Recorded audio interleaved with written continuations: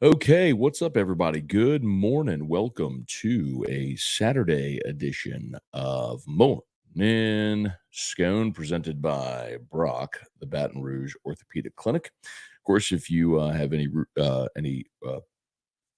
issues, you need North Peace, go see our friends at Brock.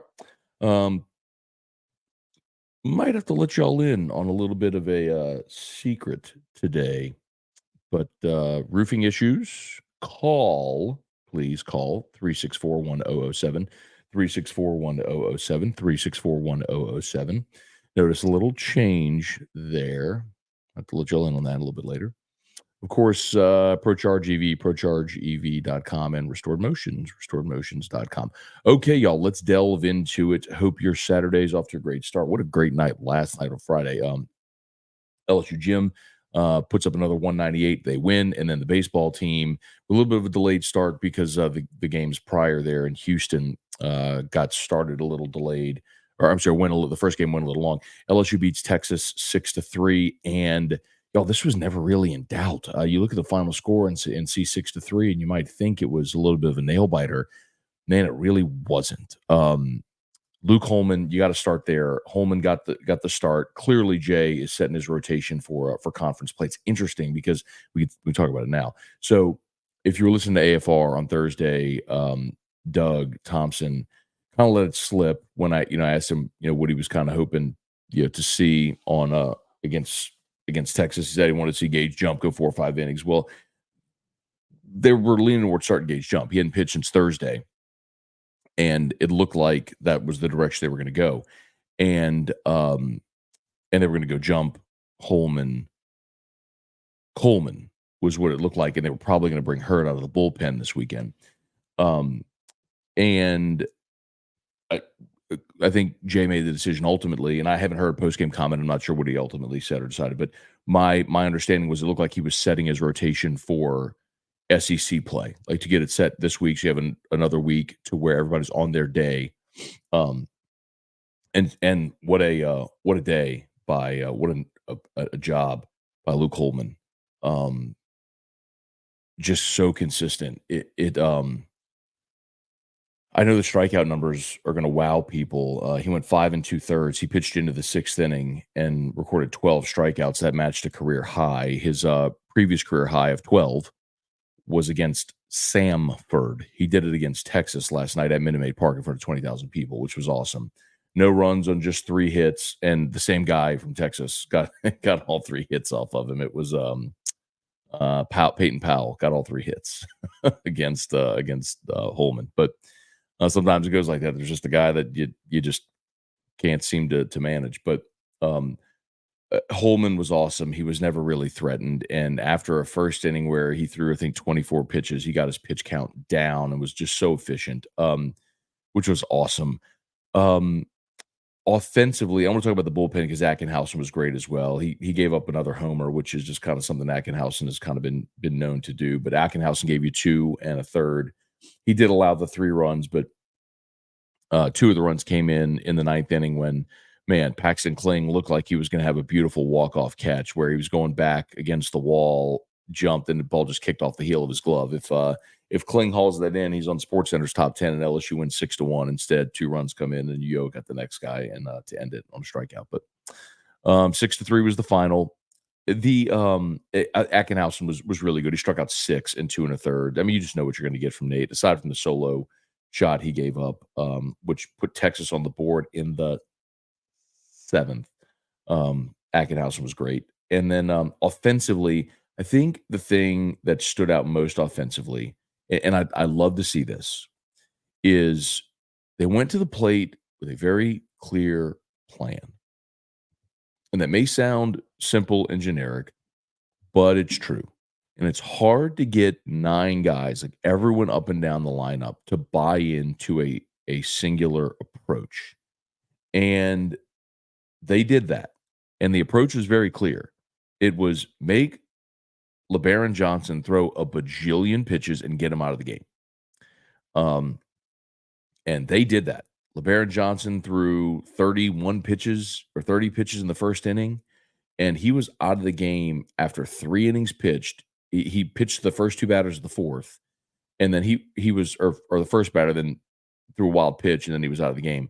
Um, at 91 pitches through 3 innings. 91 pitches through 3 innings. I mean, they just made him work. There was an amazing at bat by Stephen Milam, who came back from an 0-2 count to draw a walk. I thought Hayden Travinski, same thing, big league at bat. Braswell's RBI double, which got LSU. No, let's see. His double was his first AB. His 2 RBI single was his second AB, and in the fourth. And that was a professional at bat where he got down 2 strikes and battled back and ultimately got his pitch and drove it. The approach from this team was so good. And that's the kind of thing where it's like, man, if you're not just up there, that's why, remember the game that LSU lost to Stony Brook, and the game was like 2 hours and 2 minutes. Like, Jay Johnson don't play 2-hour baseball games. And I know, like, for fans, you'd love to see that a pitcher goes, gets hot, just mows the team down, and it's quick. But, like, Jay wants that kind of pace. He wants a 3.5, 4-hour baseball game because that means his offense is just absolutely being a nuisance to the opposing pitcher. And they were, man, to run LeBaron Johnson out of that game after 3 innings. Remember, that was a guy who you saw last year. Again, remember that amazing offense a year ago. With Dylan Cruz and Trey Morgan and Gavin Dugas and Braden Jobert, and you know all the names. Jordan Thompson, that team struck out 9 times in 5 innings against the same pitcher you saw last night. I mean, in the first, LeBaron Johnson struck out the side, but you got a single and a walk, and you made him throw 30 pitches. So, he struck out 6 through 3 innings, but he also gave up 2 runs on 4 hits and was at 91 pitches. And so then you got into the bullpen, and you had a sincere advantage. So awesome, just all the way around. And the other thing, too, and I'm going to get to this, get to your questions here in a second. We'll say some good mornings. We're learning, right? A game like that, you learn situationally what Jay Johnson is looking at, right? Meaning, okay, in a certain situation, who does he trust? On certain days when you're winning and you throw 8 pitchers out there, you're just going to look at a lot of guys in different situations. And we thought we knew what they want, but like, look at a game like last night. Your starting pitcher gets you into the 6th inning. Who's the first guy out of the bullpen? Well, you went from righty Luke Holman to lefty Nate Ackenhausen, who's up to his velo, by the way. You trust Nate Ackenhausen, and I thought maybe Nate might give you an inning, and then they handed it to Ulloa and then Guidry. Said, Nate, go. Ackenhausen gave you 2 1/3 through 41 pitches. He certainly won't pitch today. I guess there's a chance you could bring him back on Sunday if you need him, but you probably don't. But they were like, nope, not taking any chances. Let's go get this one. And then Ulloa was the guy who pitched the 9th. So it kind of tells you, man, hit the order that Jay trusts guys right now and in what circumstance. So Ackenhausen, Ulloa, you know what you got with Ackenhausen. You saw it last year in Omaha, and so far through all of his outings, Ulloa has been a strike thrower. So fantastic. Let's see what they do today with the Cajuns on deck tonight. So great win for LSU, beating Texas 6-3. Really fun game last night. Basketball Tigers play today against Vandy. It's 2:30 this afternoon against Vandy.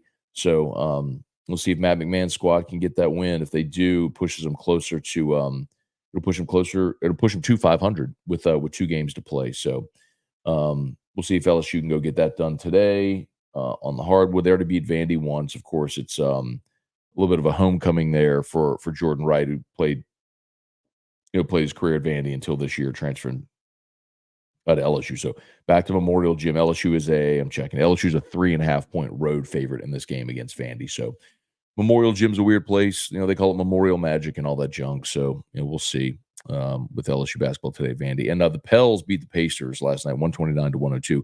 The one really good thing about the LSU game being delayed is allowed us to watch the beginning of the Pels game uninterrupted. And boy, they looked awesome last night. So Pels avenged the loss from the Pacers a couple of nights ago in Indianapolis, where the Pels got blasted, and they returned the favor on their home floor last night in the Skeleton Unis, 129-102. Okay, let's say some good mornings. Fire away. You know the drill. If you got a comment, just post it there. We'll get to all. We'll say our good mornings. If you're on YouTube, smash the like button, subscribe to the channel, Facebook, like the Matt Moscona page, share the post. Deborah Coward, good morning. Great meet for Jim last night in baseball against Texas. Yep. Brad David, good morning. Hunter Picard, great win last night. Yeah, man. I should mention, of course, both Tommy White and Jared Jones homer last night. Kind of the icing on the cake, no doubt, which gave LSU a little bit of a breathing of a cushion. But the other thing too, man, it wasn't just the homer for Jared Jones. How about the ground rule double? I mean, that's where you're starting to see the maturation from Jared Jones as a hitter. Like Jones's biggest problem last year, and the thing that potentially could have kept him out of the lineup was, and keep in mind, Jones and Kling are both draft eligible sophomores, right? So, like Jay Johnson said at the start of this year, every day I'm filling out my lineup card and I'm putting Kling in center and Jones at first, and of course Tommy White at third. And and in part that with Kling and Jones is because you realize like you got to get the most you can out of them because they're both draft eligible sophomores. Well, the problem with Jones last year, he had 304, he had the 14 homers, but he struck out 69 times in 161 at bats. I mean,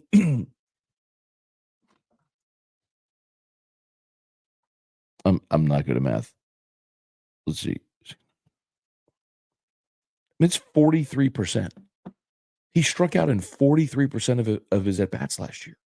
Like you excuse me, Captain Obvious, but you can't do that. You can't strike out in 43% of your at bats. So, like, he had to cut down on the swing and miss. He had to be able to put the ball in play. And so far this season, Jones is hitting 353, and he's got only 6 strikeouts in 34 at bats. So, remember, I told you he struck out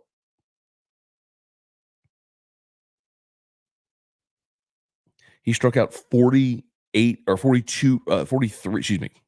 He struck out 43% of his at bats last year. He struck out so far 17 of his at bats this year. He struck out. Like that's the difference. That's why Jared Jones goes from being a power guy that you can't really rely on because of all the swing and miss to, oh my God, he might be the most dangerous hitter in college baseball.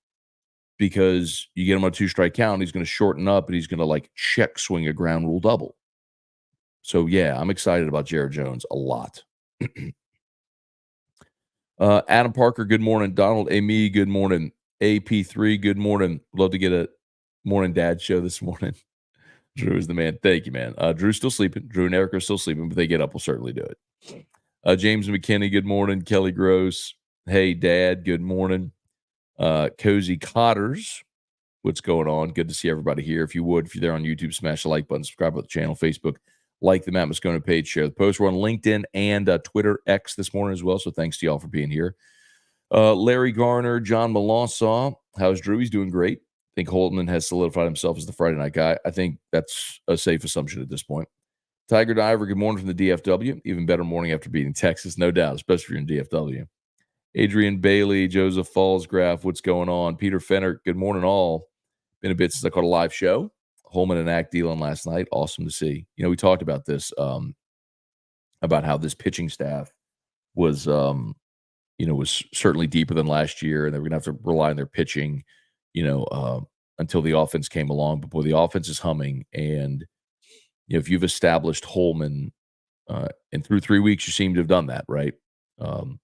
If you've established Holman, now you look beyond that and say, okay, do you go jump today? Do you go Holman, jump Coleman, and keep Cade Anderson as your midweek guy, or do you see value in Cade Anderson out of the bullpen? Now, Cade Anderson isn't going to pitch this weekend after throwing it at Rice, but if you feel like Cade Anderson's a good enough arm that you want him on your SEC weekends, do you bring Cade Anderson out of the bullpen? Just some of the things that they'll still have to work on and work through and figure out. But man, you got options, which is a great thing.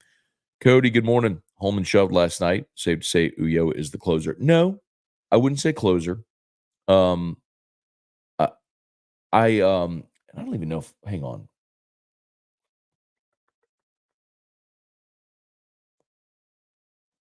One second. My apologies, y'all.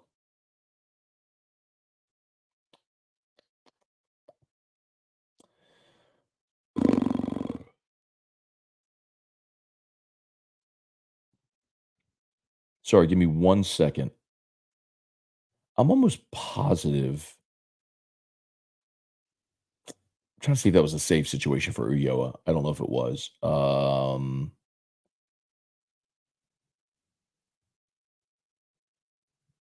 is this not? Yeah, okay, it was not a safe situation for Ulloa. So, because he entered the game and it was 6-1. So, Holman gets the win, Johnson gets the loss. No save. Yeah, no save for Ulloa. Um, so no, I don't know that I would say closer. Um, Ulloa feels to me more like a stopper. Meaning, let's say you've burned Ackenhausen, you're in a 3-2 game with a runner on second and 2 outs. Who are you going to in the bullpen? Get righty up, and you need to get the righty out to preserve the lead. I think you go get Ulloa. I don't think you hold him to the ninth inning. So no, I don't know that I would say closer because we've seen him in a lot of different roles. Um, I think it's more just about like who do you trust out of the bullpen that's going to go be a strike thrower in certain situations. So the other thing too is they went righty Holman, lefty Ackenhausen, righty Ulloa. They went righty, lefty, righty. And you got a ton of lefties on the staff. So where are the righties that you count on? Certainly count on Ulloa. I think you certainly count on Dutton at this point as well. Gavin Guidry was really good for you last year. You know that. So I think it's more just about developing roles. Lance Richard, what's going on? Brett Guidry, morning, Matt. A few things. Holman was awesome. Impressed by the discipline at the plate, drive with pitch count. First time watching Gym this season. They got a squad. The gymnastics team has a legitimate shot of winning the national championship. It's the most realistic shot they've ever had. They've made obviously the Super Six before. Now they call it like the four on the floor, the Final Four. But this is the most realistic shot they've had of winning the national championship. Oklahoma's phenomenal. They're going to be tough to beat, but it's like this gymnastics team is capable of putting up the score in the final meet to win the national championship. It's just when you get there and you have that final meet of the season, you just have to score appropriately and beat the other teams that day. It's all about that one meet, getting there and then having your best meet. Carl the Cat, good morning. Chris Davenport, good morning. Jude Sansing, hope the boys keep it going, beat USL. Yeah, I called him that. Hey, my dad went to USL, graduated from UNO, but started at USL. So shout out to the Cajuns, man. Identity crisis and all. Austin Kidder, good morning. Let's be honest, Texas is better than Louisiana in just about every measurable way. So it's extra sweet, and we can beat them in a major sport. Holman is a stud. That's true. In measurable ways. I know, Austin, a lot of people are going to push back on that because of, culture and people and all that sort of stuff. But in measurable ways, if you want to talk about economy and jobs and safety and schools and all that sort of stuff, yes, you're right. Von Bluesman, good morning. Father JD Mathern, morning, Matt. Mernon, Matt. What are your thoughts on the SEC Big Ten Alliance? Another step to the Super League. Well, absolutely. I mean, we are headed, as I've said for years now, for one college football. Invite only, or hey, here's the buy-in. If you can afford it, do it. The top 40, 50 schools, whatever it is, and they're all going to play each other and crown their, like, that's where we're headed. I've said it for years. It's an inevitability. A lot of you laughed at me. I think now you see that's where we're headed. The SEC and the Big Ten have been the most competitive, most invested, and deserve the most revenue. So that's what they're doing. They're making sure that they're fairly compensated, and also that, I mean, here's the absurdity, right? The absurdity of, they wanted to change the format of the college football playoff, but you needed a unanimous vote. And Washington State and Oregon State, representing the Pac-12, weren't willing to vote, so they couldn't have a unanimous vote. Like, the absurdity that all of college football is being held up because of Washington State and Oregon State, the absurdity knows no bounds. So anyway, yes, we're headed there. Bruce Shales, morning, Matt. Loved our approach at the plate last night. Outside of Holman, that was the biggest takeaway from the night. Completely. And how about Braswell? Opening weekend, there were a lot of people who were not super thrilled, and a lot of y'all were wanting Milam at short, Pearson at second, and Brown and right. And I'm not saying that those guys won't play, and Milam obviously has been so impressive.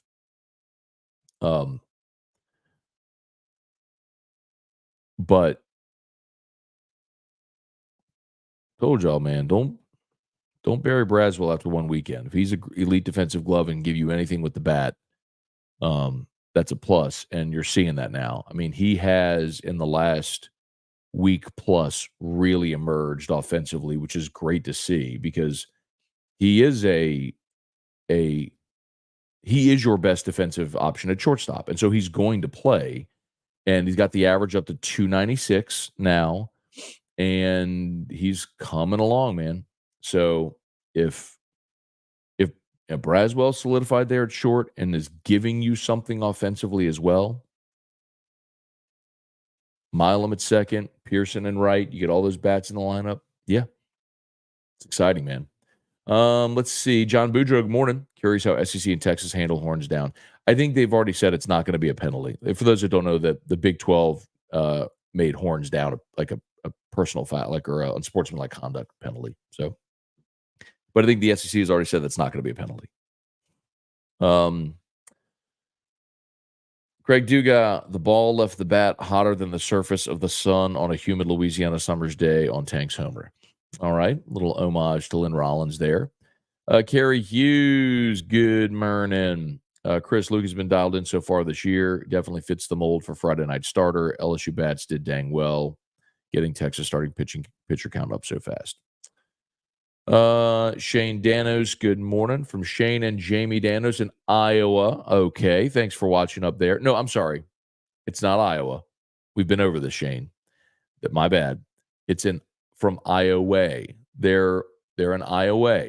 That's southwest Louisiana, just east of Lake Charles, where they have a truck stop that has a Hardee's, as we've been over. From Iowa, not Iowa. Almost slipped it past me there, Shane, but I got it.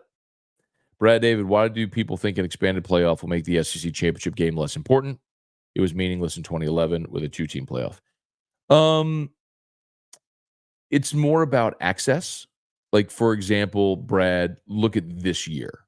So Bama beating Georgia in the SEC championship effectively eliminated Georgia from the 14 playoff. In an expanded playoff, Bama beating Georgia in that scenario, Georgia's still in, right? That's the argument. Bradley and Graffia, what a game last night. Kelly Presley, good morning. How's Drew? Miss seeing it. He's doing great, Kelly. Thank you for asking. I'm sure he'll wake up and pop on in here before we're done today. 9:43. Yeah, those sleepy heads will get up in a little bit, but Drew's doing great. He's doing great at school.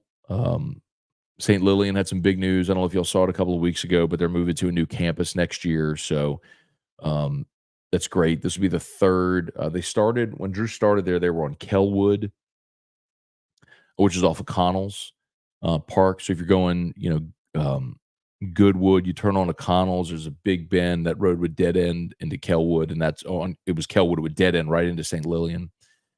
They moved from there into Broadmoor Baptist, the old daycare in Broadmoor Baptist, which is kind of set up like a school. It's been a great spot, but they merged with Hope Academy, so their student body has really doubled, and they needed more space, and so they're moving into the next year. They'll move into the Louisiana Key Academy space on Government, right behind Catholic High. It's at where Catholic High is on the backside, where the Piccadilly was. That whole strip center. Well, Catholic High owns that.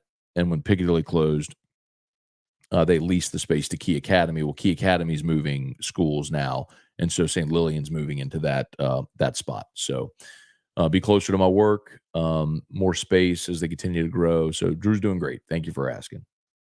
Wendell Norman, Trivia Carter, Kerry Hughes, the hat is fire. Thank you, Kerry. Appreciate that. Yep. The program director decided that instead of spending the marketing budget on a lot of little trinkets and things that a lot of people will never like, you may give them, but they'll just find their way to the bottom of a drawer and never use, to spend the money on something really cool that people will actually wear. So, yeah, we're gonna have a lot of these hats. I think I'm seriously think I'm gonna spend the entire marketing budget just on these hats because I think people will wear them. And what do you think? Do you like the 1045 logo offset to one side, or do you think it should be center? Tell me your thoughts on that. Trivia Carter back in the boot for my sister's birthday party. All right, Trivia, where are you? Are you in BR? If you're in BR, we can hang after the party. Let me know. Give me the deets, man. Erica can bring you your your Drew's birthday party favor that she's been promising for 2 years. Merrick Mathern, what's going on? Jeff McKithen, good morning. Brandon Garner, great day for the Tigers all around. Softball remains undefeated. Great time to be a Tiger. Yep, congrats to Beth and the gang. They're doing awesome, man. They're churning out wins. Dan Srini, good morning. Greg T, good morning. Any game coin updates? Yeah, man. Chugging along. You should get one. I believe it'll be Monday. If you missed the last one, they did drop the design of the digital playing card, and the next really big one that they're going to announce. I don't know if it's going to be in Monday's announcement. It should be Monday. It should be the first Monday of the month on all the social media channels. There's a massive one that is just so cool, and I'm not going to spill the beans. I'm not going to do that. But yes, it is. I think I told y'all this, but as David Mailer was essentially taking game coin from different developer to different developer, trying to get the project finished, he finally just said, forget it, bought a software development company and said, finish my project. And so that's how they've now been able to accelerate, which is awesome. And just in time too. I don't know if y'all pay attention to crypto, but Bitcoin hit 64K again this week. It's currently at 61.9. You've probably noticed, if you do hold Gamecoin, you've probably noticed a nice little kiss this week. And in part, you're seeing that because the price of Binance is going up. As all of crypto goes up, remember, as Binance goes up, that directly affects the price of Gamecoin as well. So anyway, exciting times, man. We are coming out of the crypto winter. So for everyone who's been hodling, it's about to get really, really fun over the next 6 to 12 months. Let's see. Blaine Smith, guess Gavin's going to be a pitcher. Yeah. Talking about Gavin Guidry, and Jay said that before the season started, that they're going to make Gavin Guidry is going to pitch this year. He's going to focus primarily on pitching. Merrick Mathern, did they announce a starter for tonight? I didn't see it last night, but Merrick, my assumption, I think, here is that they're going to go Jump, then Coleman. So with the possibility of Hurd coming out of the bullpen. So we'll see what they do. But as far as I know, and I checked a bit ago, but I did not see the answer. I'll check for you really quickly. Forgive me.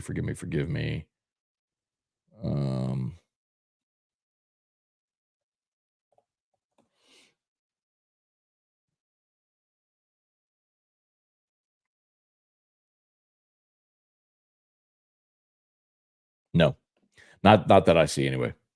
If somebody's seen something different, let me know. Brian Penn, good morning from Schuler, Nebraska, headed to Los Angeles. All right, man. Darren Reeves, good morning. Patrick Berglass, let's continue Vanderbilt's basketball misery and our road to the NIT. Tigers 3.5-point road favorite today in Nashville. Charles Bouquet, Brian, Breezy Bro, what up, what up? Murder Giraffe, good morning. Nice to see you there, Murder Giraffe. Or as Erica would call you, Friendly Giraffe. What did she call you? Jared Roberts on X. Good to see you there. Thanks for watching. Everybody watching on Twitter, X, do us a favor. Please retweet there. Like the post. We appreciate y'all. Blaine Smith, Daniels goes first overall. I'm going to respectfully disagree. I think Caleb Williams is going to the Bears, but I do think Jaden's going to go 2 to Washington, which is a better spot. Sebastian Hineo. Good morning, Matt. Longtime listener, first time live. I went to the Pels game with the little ones. Left early, unfortunately. Got to catch the sixth inning plus after. What a night, man. The blender looked like it was rocking last night, and the Pels blasted the Pacers, which was really fun to see, especially bounce back after losing the way they did in Indy a few nights before. Oh, I need to log in. My bad. So, ARG. So the Pels maintain first place in the Southwest Division standings at 36-25. They beat Indy 129-102 last night. And just real quickly, for those that missed it, the Pels did tie a franchise record with a 48-point first quarter. So, I said it earlier, because the LSU baseball game was delayed, it allowed us to watch the beginning of the Pels game. And so by the time they put up a 48-point first quarter, it was like, I think you're good. I think it's going to work out well. So I could really focus on the LSU baseball game once they got cranking. So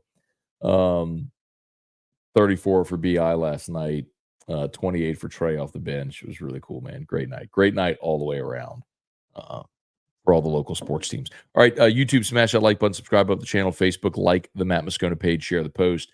If you're on LinkedIn, please connect. We appreciate y'all for being there as always. And Twitter, X, please retweet, like, all that stuff. Jared Roberts, Bubba Tatum, good morning. Barry Jocelyn, Bubba Smith, Gabe Cox. I haven't been able to watch every game. What's happened with Gavin Guidry? Haven't seen him too often. Yep. I mean, he's pitching out of the back of the bullpen. So it's all about developing roles. Like I would think we saw him the first game of the season. I mean, he closed the first game of the season. So I think so much of this year in the first month, like we talk about, is like you are establishing roles, you're figuring out who you can count on in certain spots. So like Gavin Guidry has thrown 3 appearances, 2 2/3 innings pitched, 3 strikeouts, 3 hits allowed. I think the thing is, like, what you have in Gavin Guidry. You're trying to get a lot of other guys work right now. So, well, I guess I could take that off. You're trying to figure out what you have otherwise. As always, brought to you by Brock, the Baton Rouge Orthopedic Clinic, brortho.com. After hours clinic, open nights and weekends. So if you, as an alternative to the ER, so if you need an orthopedist today, remember, go to the Brock Clinic. And if you have a roof issue, give us a shout. 364-1007. Call us, 364-1007. Roof repairs, roof replacements. Call us, please. Call 364-1007. 364-1007. Okay.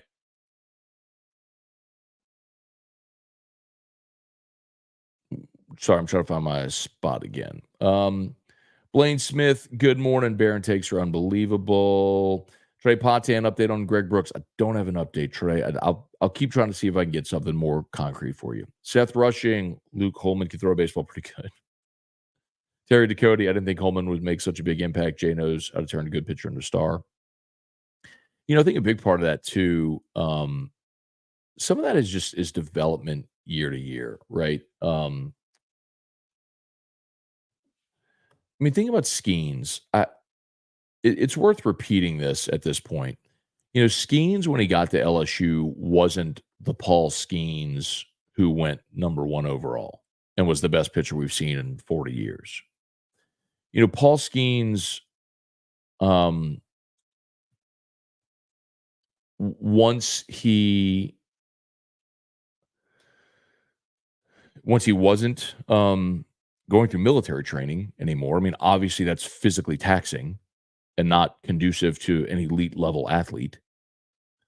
I'm not saying it's wrong. I'm just saying that's just That's a statement of fact, right? I mean, if you are training your body to be an elite level performing athlete, waking up and doing long runs wearing a rucksack and things like that aren't necessarily the best thing for you. Um, so that was a big part of it. The the pitching lab, right, allowed him to look at every detail of his mechanics. And the dude worked his butt off with Wes Johnson. And you saw what happened. So, yeah, I mean, I think that's a very natural uh thing to consider.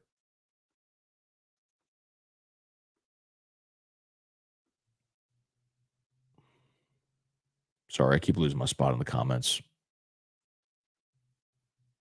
It's the one of the things I don't like about this is that when I do go to a different page from the comments, which so as I'm looking at one feed that populates every comment chronologically, right? Um, no matter what no matter what platform you're on. Um, whenever I toggle away, I come back and it's in a different spot, so I have to find it again. Uh, this is funny. So, Profit Picks, what are you yapping about now? He's on X. It's one of the things that you always worry about with Twitter X, like as opposed. So, for those who are new, and I understand as we stream to different platforms, there's a lot of new people who find the show for the first time. Like we've been doing this for 6 years. This is episode 20. What did we say it was 2219 or something like that? So literally every day for 6 years, we come here and do the show. And it's very friendly, it's family friendly. People watch it with their kiddos, and we've built a great friendly community here. And I hesitated opening it up to Twitter because Twitter tends to be an overtly negative place. It's where people go to complain. Not everybody, but usually when people go to Twitter, they have knives sharpened, like that guy, who I hope he has a wonderful day. I hope he is blessed beyond measure and has an awesome day. But usually people go to Twitter with the idea of looking for a fight. And so when I said, oh, I'll stream this to Twitter, I was a little hesitant because we're probably going to get comments as we scroll through that are just that, right? So anyway, but Profit Picks, I hope you have a great day. I hope you're blessed beyond measure. I hope all of your bets win today and you have a wonderful, marvelous day. And the Lord continues to bless and keep you. Let's see. Christian, I don't know if I ever mentioned that I live in Austin. So every time LSU beats Texas at anything is my favorite because I can talk trash to everyone I see. Tim Gotro, good morning. Fat Boy Slim, good to see you here, man. Thanks for joining this morning. Tom Granig, Abner Neal, Matt voted for you at 225. Good luck. Oh, thank you. Oh, let me post that, by the way, again, for those that missed it. So best of 225 was nominated again. We mentioned, I mean, it's always humbling because that is a fan / reader vote solely. No, they don't choose. The publishers don't choose who they put on there. It's just an open nomination process. People fill out who they want to be on there, and then whoever gets the most nominations ends up on the ballot, and then they have an open vote, and it's a total fan vote. So, been fortunate enough to be nominated for best radio personality. I mean, I've been on the ballot like every year. But Murphy, Sam, and Jody win it every year. I won it once. I think I've shown y'all. There's my plaque right there. I won it in 2020. And I beat Murphy, Sam, and Jody by like tenths of a percentage point. It was like 25.6 to 24.8. It was something like that. So, yes, I just posted the link. If you would take a quick second to vote, all you need is an email address. I'd greatly appreciate it. Tiger Diver Scone, thoughts on Johnny Football boycotting the Heisman ceremony until Reggie Bush gets his trophy back? I don't care. I don't have any thoughts on it. Dustin Abear, good morning. Living here in Texas, it's always nice to beat the Aggies or the Horns. Got my ticket for the game tonight. Looking forward to a weekend sweep. Austin, Dustin, enjoy the game. Looked awesome last night, man. 20,000 people. The whole lower bowl was filled. Chili said Scone up. Doug Thompson said Newton Shores will be back this season. Are you hearing the same? Newt, yes. Shores, I've not heard that. I think it would be if Shores is back this year, it would be late in the season in a very limited role. But if they take those things very slowly with those guys, if they can get them back on the bump at sometime at the end of the season, that would be awesome. but I've not heard that definitively, no. John Sibley Butler, Johnny Football has used all of Hal Powder. A great player. No one cares what he or Reggie Bush does. Thomas Spencer, good morning. Enjoyed the baseball game last night. Looking forward to the basketball game this afternoon and the baseball game tonight. Going to be LSU Sports Day today. Hope you, Drew, and E-Rock have a fantastic day. Thank you, Thomas. Same to you, man. Have an awesome one. Brandon Hoyt, hopefully a good day for LSU Sports. Stephen Fry, Holman is Ty Floyd's doppelganger. Okay, now I'm curious, Stefan. Do you mean doppelganger in the sense, like the literal sense, like he like a lookalike, or do you mean in the way in which he pitches? Because I will respectfully disagree if you're talking about the way in which he pitches. Ty Floyd was like solely a fastball thrower, developed a secondary pitch last year that he was able to throw for a strike, but he could still run it up there 97. Holman doesn't have 97 in his bag. But Holman is a really effective pitcher, not as talented a thrower, doesn't have the arm talent that Floyd does, but his ability to mix speeds, use both sides of the plate, his ability to keep hitters off balance is super impressive. He's a very advanced pitcher. He's fun to see, man. I'm glad they got him. Paul Losi, I don't know if you covered the Tigers' pitch count against the Horns. Yeah, man. We that's kind of where we started. So if you're talking about the LSU offense, even in the first inning, LeBaron Johnson struck out the side in the first, but LSU had a single and worked a walk in that inning, and Kling led the game off with an infield single. Infield single. It was a blistered baseball. The shortstop did a good job just to get over to it. I think it was Stravinsky who drew the walk, but they made him throw 30 pitches, and that is the thing that makes Jay Johnson's world go round as an offensive-minded guy. He wants a complete team offensive approach. He wants his guys working counts, driving pitch counts up, taking. Like, if you notice, like one of the things Jay teaches, you wonder why LSU gets hit by so many pitches. He teaches them, do not move your feet ever. Never move your feet to get out of the way of a pitch. You can turn, take it in the back, leg, whatever, but do not move your feet. So that's why when pitchers come in, you don't see LSU do the butt out thing, to let the ball pass. They just turn and wear it. So take your base, keep the merry-go-round going, put pressure on a defense, put pressure on a pitcher to throw strikes with runners on base. Like, he wants 3.5, 4-hour games. And I love it. That's what manifests last night. Elijah Brown, morning, Matt. No, it's early. How would you compare this team to last year's team? Well, you don't have Skeens, obviously, and as good as Holman is, let's be honest. Paul Skeens is the best pitcher we've seen in 40 years since Ben McDonald. You definitely have a deeper. It's what we knew. We knew you had a deeper pitching staff. I don't think you're going to hit 150 homers like last year's team did. But so while the power may not be there, I think your offense can still be as effective as you've seen. It's strange. Like, you don't have Skeens and Cruz, like the top level talent that's going to be the first pick of the draft type deal. But I think you're deeper. You're a deeper, more talented team than you were a year ago. Look, last year you had guys that were great, like college baseball players, right? That were veteran program guys that meant so much to what you did. Riley Cooper, Cade Beloso, Gavin Dugas, guys that might not necessarily, like look at Beloso. Like, Beloso is retired from baseball, but he was, so critical to what you were last year as a team. This year, like, everybody's got a pro future. You know what I mean? Like, the only guys on the team, as I'm just quickly thinking about it, that I would say they're good veteran pieces.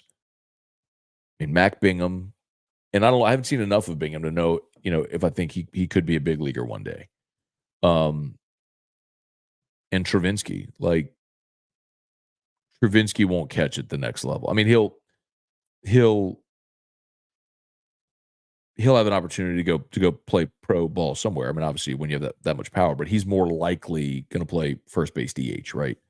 And he'll make his money if he makes it as a hitter, not as a catcher.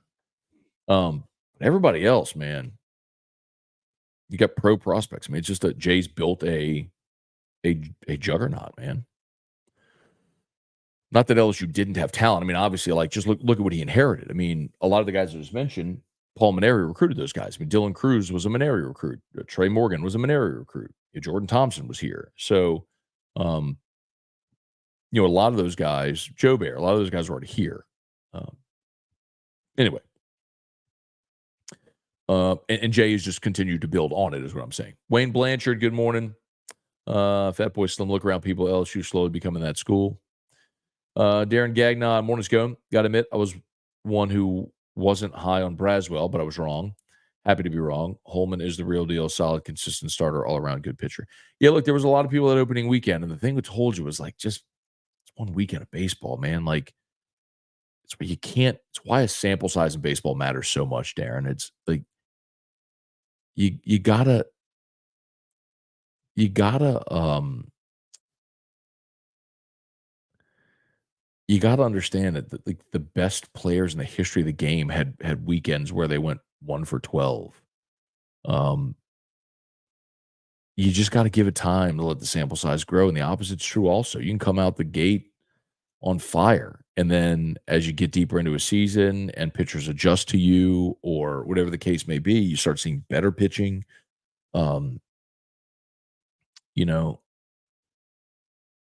Just you learn more. And Braswell's been awesome. He's your best defensive shortstop, and he's brought the bat now. He's hitting 296.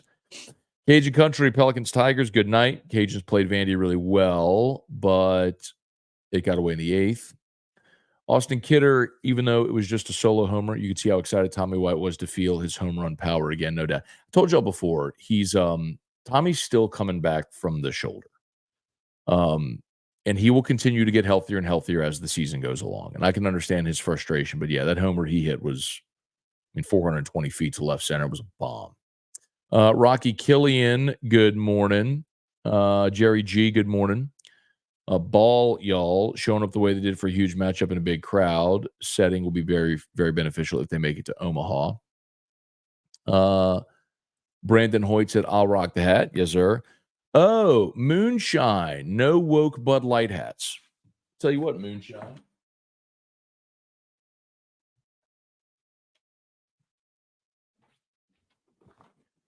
Just for you, Jack Leg. I'll never understand in my life. Here you go, moonshine. Hope you're having a great day. Moonshine. I'm sure it's on your birth certificate as well. Here you go. How about it? Love this hat too, by the way. Check that out with the tiger logo on the side. Love the rope on the front. Fits great too. I am gonna rock that hat. How about that, moonshine? Just see yourself out, Jack Leg. I'll never understand, man. Let me see. You got to help me with this one, moonshine. Since you got such a problem with Bud Light, you have to help me with this, moonshine. I'm sure you can because you're super into everything. You have to help me why Coors Light on their official Twitter and social media had a can in the rainbow colors with the LBGTQ, talking about how they do, all the they literally made a can that they sold at retail with the rainbow colors. You have to help me with that. And then how about Miller Lite on the front page of their website, moonshine, open and proud. You have to help me with that, right? But you don't have a problem with them, Jack Leg. That's my problem. Selective indignance annoys the hell out of me. Like, at least be consistent. I'm not sitting here vouching for anything. I just don't care. Like, you know what I care about? I care about Mockler Beverage. I care about the 200 Louisianians they employ. More than that now since they bought Southwest Bev. You know what I care about? I care about the rice farmers in Louisiana, because you probably don't know this, moonshine, because you're too busy being mad at everything. The rice used for that beer the primary markets it comes from are rice farmers in Louisiana and southern Arkansas. You probably don't know that, but rice farmers in Louisiana were affected by that. There was a bottling plant in Shreveport, a glass bottling plant that was shut down because of all that stuff. Over what? Over what? Because an independent marketing agency sent some kid a can, one can, that was never going to be distributed. Like, what is wrong with you?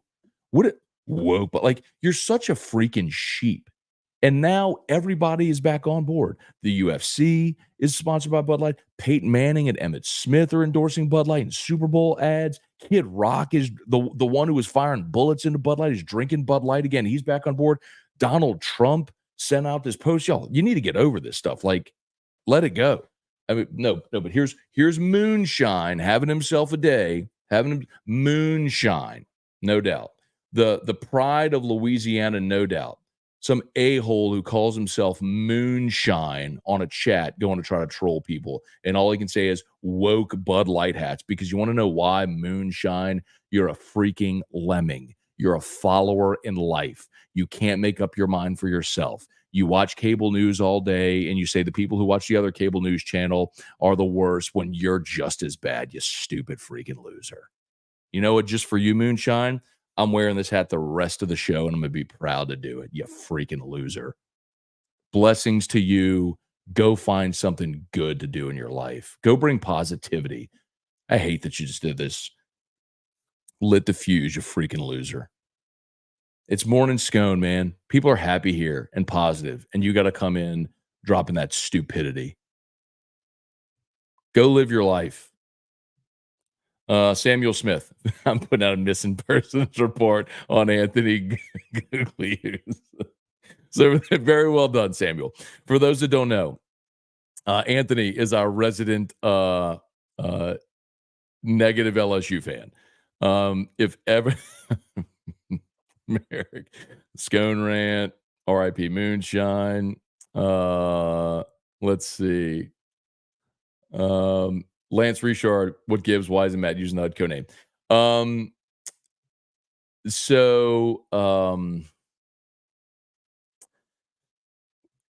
Long, boring story short, we're probably looking at a rebrand. Just in the way things are structured and whatever. So,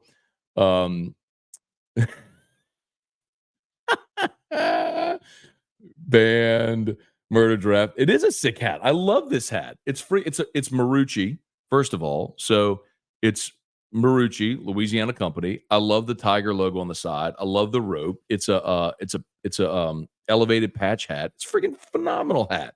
You got some dork in here talking about, well, woke. All right, go live your life. Flip that dude. Ball, y'all, 20 Ks out of 27 outs is pretty awesome. Yeah, LSU pitching combined for 27 strikeouts last night. It was a remarkable day. Where are we?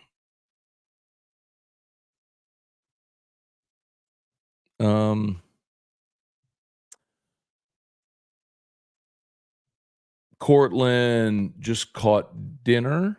Oh, good. Jonathan O, more Matt. Got to enjoy the game with fam last night. LSU fans showed up big. It was pretty electric. Spectrum Well Care. Don't like the setup in your office. Why not? I mean, before you just saw a little part of this shelf, or this shelf right here. Now you see the whole thing. And it's not changing Spectrum Well Care, so I'm sorry. Like, I mean, I bought the mic and the audio board and the streaming software and the streaming laptop and all the stuff, and I'm not changing. So this is the setup. Sorry, dude. Arcade and his dad still coming on AFR. Yes, that's the plan. We got to figure out a time to do it. Austin Jay Johnson has his players take baseballs in the batting cage like Happy Gilmore. 364 days until hockey tryouts next year. I got to toughen up. LeBaron Johnson was almost a Tiger. Great pitcher. He is. He's a monster. Barry, been a minute since we heard the HUDCO jingle. I don't think we're going to hear it anymore, Barry. Merrick, for someone who doesn't live in Baton Rouge, who is Murphy, Sam, and Jody? So Murphy, Sam, and Jody are, by the way, they're wonderful people, and I I have great respect for all of them. I still have the Marucci thing here. That's it's like what's pressing on my forehead. It's this thing. Little former in there. So it's a morning show on 96.1 The River, which is soft rock, your mom's radio station. And they've been on forever, and they're syndicated in a whole bunch of markets. And they do a great job. And I've known them forever. All dating back to when I used to work over at Clear Channel, which is now iHeart. But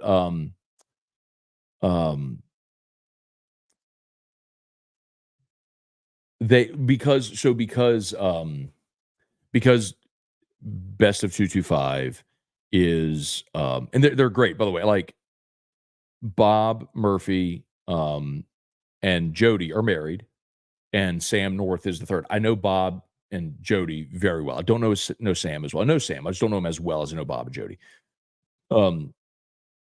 But great people, very talented. They've been on forever. They're syndicated in like 30 markets. Like it's a great show. They're great at what they do. It's just whenever you look at something like the Best 225, but 225 tends to skew female, as does that station and show. And as a result, and then you look at the Best of 225 ballot, and there's 3 people from our station on it. It's me, T-Bob, and Jimmy. So we're all going to take part of the vote from each other, of course. And Murphy, Sam, and Jody are going to get 100% of all the female vote from the river and all that stuff. So anyway, it's just very hard. It's very hard to beat them. They're a juggernaut. They're a really, really big show, syndicated in a lot of markets, and they do really good. LinkedIn user. How about that? Matt, thanks for connecting. I'm super impressed by your resume. Would you be interested in running your own business? God, LinkedIn is useless. Cheers. I love it. So good. You had me going for a second. I was like, I figured that was just a spammer, but that's clearly someone who just created a fake LinkedIn to do exactly what's on LinkedIn. And I agree with you, by the way. The spammers on LinkedIn annoy me, but there are people who spend time on LinkedIn. So I will post content on LinkedIn because there are people who spend time there. Thomas Lamont, morning from Houston. Place was hopping last night. Awesome to see Tommy and Bear fired up after their homers. Landon Zabinski, Joseph Fallsgraf, John Boudreaux, shout out to the Tiger fans from seeing and hearing on those foods. Hey, Drew, come see. Hey, come see. Hey, I want to tell you something. Come see. Hey, babe, I don't think his backpack would have been done. That's it. Bud Light. You want to say good morning to Dad Show? You want to say hi, Dad Show? Hi, Dad Show. Oh, my goodness. Everybody was asking about you today. They're like, where's Drew? How's Drew been doing? What do you think about that? Yes. Yeah. Yeah. Did you sleep so good last night? Yes. Oh, Jerry said, Drew, say hi, Jerry. Hi, Jerry. Well, that's really good. This way. Yeah, this way. Hey, what are we gonna do today? Dad Show. We'll do Dad's show, yeah. And then what are we gonna do after Dad's show? Go Daddy's work. Go to Daddy's work. Yeah, we'll do that. Who else? Who else? What else? What else are we gonna do today, huh? Elevator. Ride the elevator. Yep. Yep. Ride the elevator. You need to clip your fingernails. What we need to do. Clip your fingernails. That's what we got to do. Okay. Well, we'll see you later. Later, bud.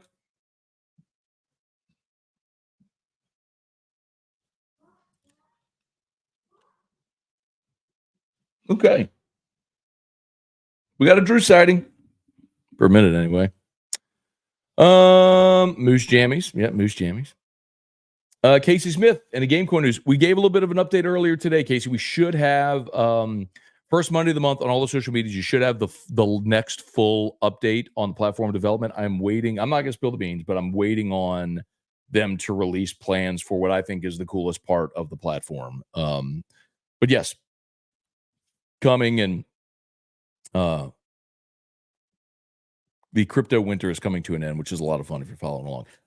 Michael Thacker, morning, Scone. Any update on the Ocho Cinco bet? Sorry, I've been under a rock. No worries at all. And the answer finally is Yes. I messaged Ocho and he replied right away. And I was like, hey man, hate to bother. Just just want to follow up. Hope we can still make it work. His reply was, F yeah, boss. Moving right now into a place the wife and I just built, but I got you. And so I was like, love it. I know you were busy around Super Bowl. Hated to even ask, but I'll get back to you. So give them a week or so as they move into their new spot. Apparently, he and his wife just built a new house. They're moving in. Whenever that's, I'll wait a week or two and then I'll circle back to him. But I really think it's going to be better not doing it during football season because things are so busy during football season to begin with. Like, I feel like we'll be able to make it work in the spring even better. So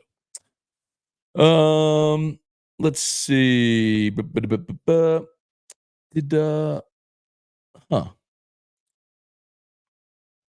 Ryan said, hi, Drew. Looks like the comments on Facebook died. I don't know why. Did Facebook go away? Are we not on Facebook anymore? Oh, yeah. Looks like we're just YouTube comments now. Is Facebook not there anymore?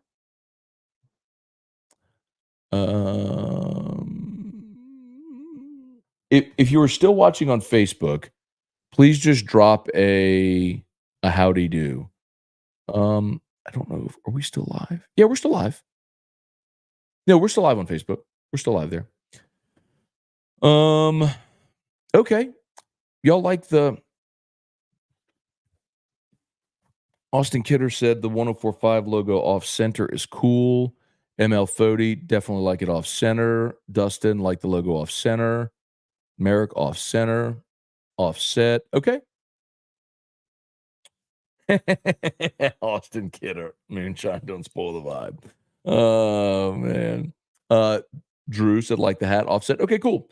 That's what we'll roll with then. That seems like a consensus. So we'll keep it with the ESPN logo offset. So I'll go order a bajillion of them and we'll give them away. Well, I can't say a bajillion, but as many as we have. So, okay. Seth said, I hope you keep doing the immediate look at your pictures, you and T-Bob at Don Juan. That's so good. I hope you keep doing the immediate reaction streams for the Saints game next year. Enjoy those. Absolutely will do. Those got a ton of interaction, and I will 100% do it. So, Paul Losi, good morning. Dave and Dur, good win last night. When your 1 through 5 hitters are 4 for 22, you're supposed to lose, right? I mean, not really. I mean, that's why you have 9 hitters, and sometimes the bottom of the order picks you up, And, Kling singled to start the game. Tommy White was 1 for 5. He had the solo homer. Neal was 1 for 5. Neal's 3 strikeouts were a problem. Travinsky walked 3 times, which is great to see. Like that's another one that I talked about Bear Jones. Same thing with Travinsky. Travinsky a year ago, one of the big bugaboos offensively for him was, and of course, like, remember, it took Travinsky a while to really establish himself into the everyday lineup. And a big part of that was the swing and miss. But it got better as the season went along. Travinsky ended up hitting 356. He had 10 homers. He struck out 25 times in 104 ABs, so roughly a quarter of his ABs. But as the season went along, the number, went down, which is why he was able to get back in the lineup. So, but yeah, if you missed it earlier, we're talking about like Jared Jones last year. Like, this is the biggest transformation for Bear. Last year, he struck out in 43% of his at bats. Like, that's just too. You can't justify having someone in the lineup that strikes out 1 out of every 2 times they're at the plate. So this year his strikeout number's down to like 16 or 17%. Like, that's incredible. So it's been awesome. Barry said, what did I miss? Why no more Hudco jingle? Dang, talk about a great earworm. Yeah, man. I love it too, man. Worked on that with Toby. Toby Tomplay did the jingle, but kind of we went over some ideas together, and I thought crushed it. And you're right, it's a great earworm. Yes, a very, very, very long, winding story short is I'll be able to tell you much more in the coming days and weeks, but looks like we're gonna have to rebrand Hudco South. So I think it's gonna be awesome, and I'm really excited to tell you, but it is a bummer to not be able to do the jingle and all that sort of stuff anyway. But we're still fully operational. So as I mentioned, if you're just joining us, like completely operational. So just call us for now. Like don't go web. Just call us. We're still operational, still got the same office on Perkins. It's still me and Tilly and Terrio and Joe Morales and Scott and all the same crew and everybody. Same insurance professionals that meet with the adjusters and handle the claims. And it's the same operation, same everything. It's just going to be structured differently. That's all. So in the meantime, in the very immediate short term, same phone number, 364-1007. Just give us, if you need a roof issue, you got a roof issue, just give us a call, 364-1007. But I'll be able to tell you much more coming up in the coming days. The coming days. Okay, I think we're done. Let's get Eric in here for a little Ask E-Rock. If y'all have any questions or comments.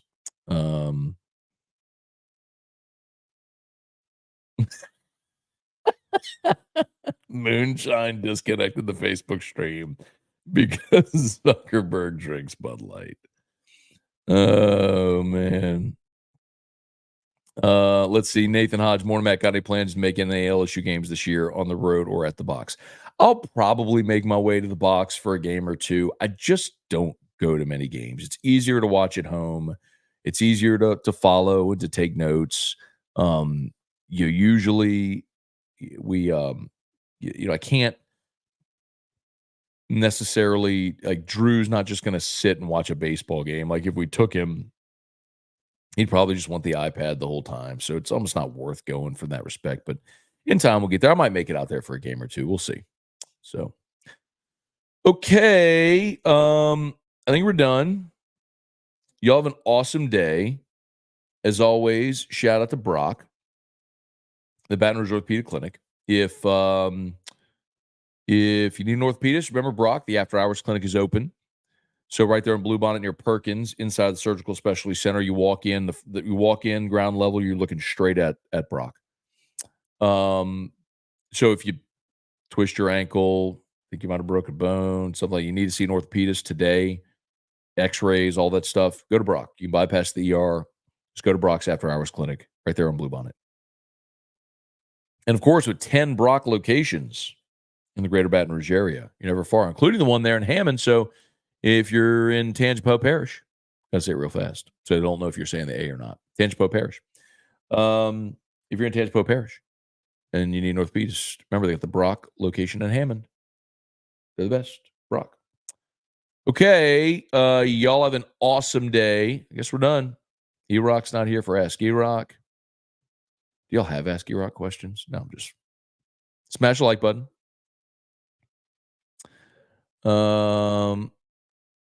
Nah, Lewis. Lewis said, Matt, you fell for the troll. Iran is not needed. It would have been better not to give him any time. Nah, Lewis. He wasn't a troll. He's just a moron. And sometimes morons need to be called morons. I think I know the difference between a troll and a moron. He was a moron. And morons need to be called morons and pointed out for their moronic behavior, because that's whenever they tend to just go sink into a hole and leave forever. The big difference. Trolls keep going. Morons are called out for being morons and they leave forever. That guy's leaving. Anyway, Murder Giraffe, have you gone to a Zydeco game? They're a lot of fun. I have not. I've been to a hockey game probably since the old Baton Rouge Kingfish were here way back in the day. I've not been to the Zydeco. All right. No E-Rock. So I guess we're done. Drew's in there in his jammies watching the iPad. So we'll call it a day. Go Tigers. Baseball tonight, basketball 2:30. Hoping for a great day. We'll be back tomorrow. Y'all smash the like button. We'll see y'all. Have a great day. Peace. I'm out of here.